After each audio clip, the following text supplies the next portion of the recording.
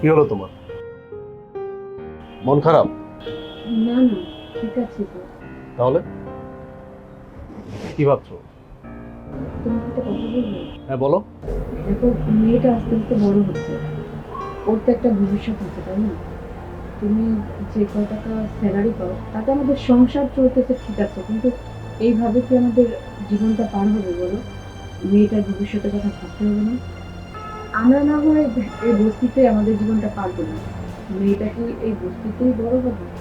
আচ্ছা, তুমি তো সবই জানো আমি পড়াশোনা করছি, আমার পড়াশোনা শেষ। চাকরি বাকরির জন্য আমি কিন্তু অন্য হয়ে ট্রাই করছি, কোথায় না ট্রাই করছি, সব জায়গায় ট্রাই করছি, কিছু কিছু জায়গা থেকে আমার চাকরির অফারও আসছে। কিন্তু কি হলো বিনিময়ে? বিনিময় হচ্ছে যে তারা আমার কাছে ডোনেশন চাইলো, টাকা চাইলো। আর তুমি তো ভালো করেই জানো যে আমি টাকা পয়সা দিয়ে আমি কোনো চাকরি টাকরি নেবো না। কেন নেবো না? তাহলে আমি আমার শিক্ষাকে বিক্রি করলাম, আমার নিজের মনুষ্যত্ব বোধটাকে আমি বিক্রি করলাম, আমি এটা পারবো না।